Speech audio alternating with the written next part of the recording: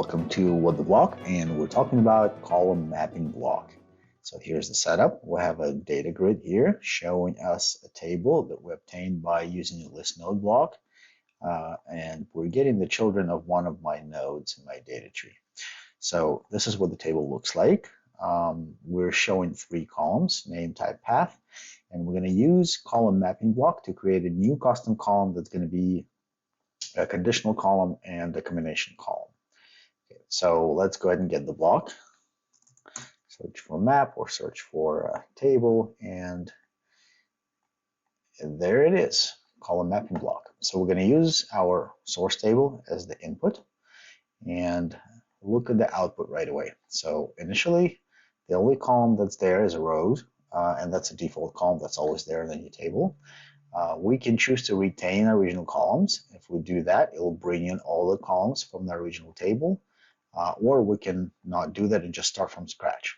Okay, we're going to go ahead and retain them, and we're going to add new column. Right, so I'm going to add a column that's going to be a combination of name and type. Right. So first I have to give it a column name. I'm going to call it name type because why not?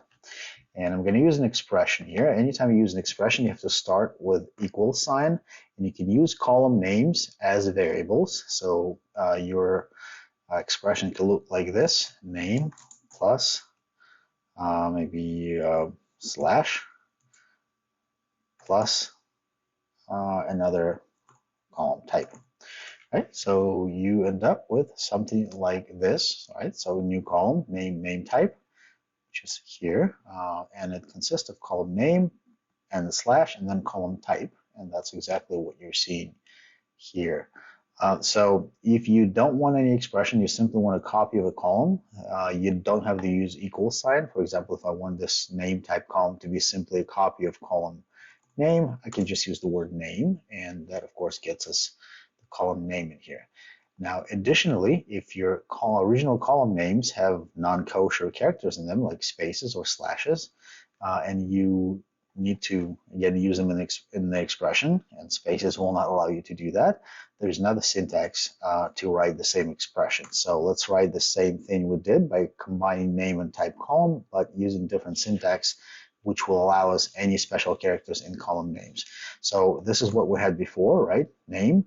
This time we're going to use this syntax, this row, and then name in quotes. Now in this case, name becomes a string, and anything can be there. So if my column had a space in there, now it could have a space, and it'll still be referred to as the proper column. So we use name plus underscore plus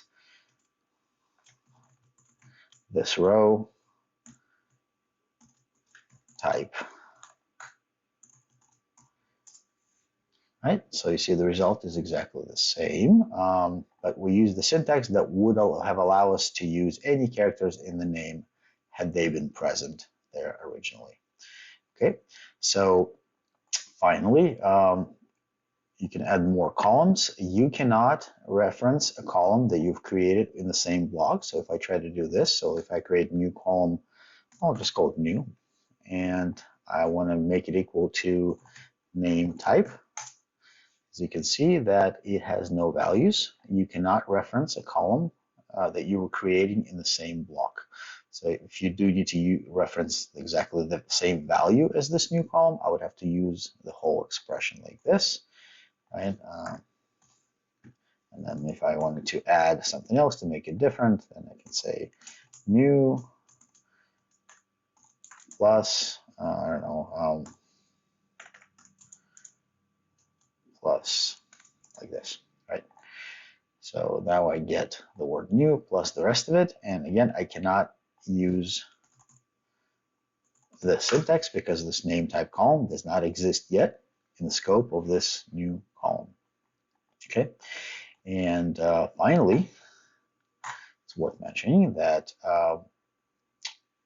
you can write short scripts in there. For example, you can use an if block, inline if block statement, and it would look like this. For example, if we so we have here type, that's either a number or Boolean, right? So let's say we want to show something based on that. So the condition will look like this. Again, starts with equal sign, just one, and then you can say type equals number, right? And then your true condition. So if this is true, then make this equal to, say, the word Boolean, right? And then colon, and then false condition. Let's say the word number, right? This assumes that we'll have Boolean or number.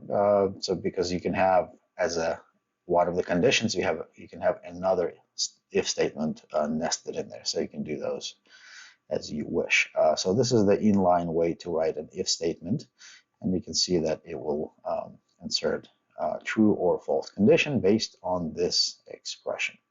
That's all there is to it, to the column mapping block. Go ahead and use it. Now you know.